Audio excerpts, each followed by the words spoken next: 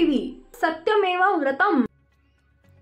महाराष्ट्राच्या राजकारणामध्ये 19 वर्षाच्या संघर्षानंतर राज ठाकरे आणि उद्धव ठाकरे एकत्र येणार अशी जोरदार चर्चा असतानाच आज महाराष्ट्रातील राजकारणाला कलाटणी देणारी एक भेट घडली आणि या कथित मनोमिलनाच्या चर्चांना ब्रेक लागतोय की काय अशी परिस्थिती निर्माण झाली आहे। आज सकाळी मुख्यमंत्री देवेंद्र फडणवीस यांनी वांद्रे येथील एका पंचतारांकित हॉटेलमध्ये राज ठाकरेंची भेट घेतली। दोन्ही नेत्यांमध्ये बंद दाराआड 1 तास राजकीय चर्चा झाली। मात्र चर्चेचा तपशील समोर आला नसला तरी या भेटीनंतर दुसरीकडे मनसेचे नेते संदीप देशपांडे आणि अमेय खोपकर यांनी एकनाथ शिंदेंच्या पक्षाचे नेते उदय सामंत यांची भेट घेतली आहे। त्यामुळे ठाकरे बंधूंची युती होण्याआधीच फिसकटते की काय अशी जोरदार चर्चा आहे। अशातच उदय सामंत यांनी दोन्ही ठाकरे बंधूंमधील युती ही उद्धव ठाकरेंनी राज यांना घातलेल्या काही अटींमुळेच फिसकटल्याचा दावा केलाय। फडणवीस आणि राज यांच्या भेटीसंदर्भात जी24 तासशी उदय सामंत यांनी चर्चा केली। राज आणि फडणवीस यांची भेट महायुतीमध्ये मनसे सहभागी होण्यासंदर्भात असेल तर आम्हाला आनंद असल्याचं शिंदेच्या शिवसेनेची भूमिका मांडताना उदय सामंतांनी म्हटलंय। राज ठाकरे हे मनसेचे अध्यक्ष आहेत, त्यांनी कुठं बैठका घ्यायचा हा त्यांचा अधिकार आहे।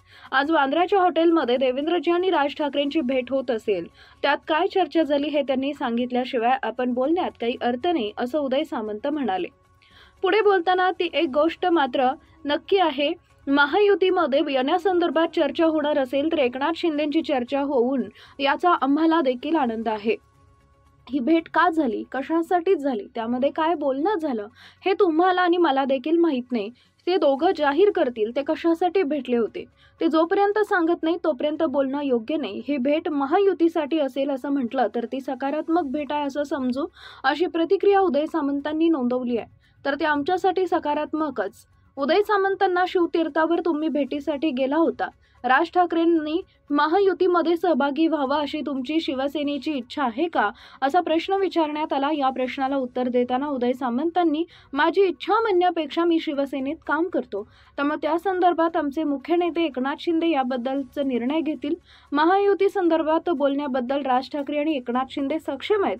ते जे काही जाहीर करतील त्याची सकारात्मक चर्चा असेल तर ते आमच्यासाठी सकारात्मक आहे असं स्पष्ट केलंय।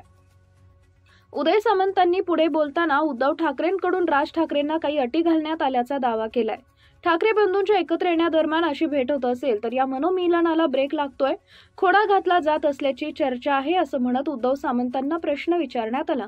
या प्रश्नाला उत्तर देताना उदय सामंतांनी दोन्ही ठाकरेंच्या युतीच्या चर्चेदरम्यान उद्धव यांच्याकडून राज ठाकरेंना अटी घालण्यात आल्याचा दावा केलाय। उद्धव ठाकरेंच्या शिवसेनेकडून सतत राज ठाकरेंना आमंत्रण मिळत होतं, मात्र त्यांनी काही अटी घातल्या होत्या। त्यातील पहिली अट काय तर एकनाथ शिंदेंबरोबर बोलायचं नाही, त्यांच्याकडे बघायचं नाही, देवेंद्र फडणवीसांशी बोलायचं नाही, अमित शहांशी बोलायचं नाही, दिल्लीशी संपर्क ठेवायचा नाही। जसं आपण शालेय जीवनात भांडण झाल्यावर एकत्रित येण्यासाठी तशा अटी शर्ती पहिल्या प्रस्तावात ठेवण्यात आल्या आहेत, हे आम्ही तुमच्याकडून ऐकलंय आणि बघितलंय। त्यावेळी मी सांगितलं होतं, वैयक्तिक मतं मांडताना म्हटलंय की राज ठाकरे हे स्वतंत्र व्यक्तिमत्व असलेलं नेतृत्व आहे, अशा अटींसमोर ते झुकणार नाहीत। ते आज त्यांनी सिद्ध करून दाखवलंय। ते देवेंद्रजींना भेटले असतील तर त्यांच्या अटींना त्यांनी जुमानलं नाही, हे सिद्ध झालं असं उदय सामंत यांनी म्हटलंय।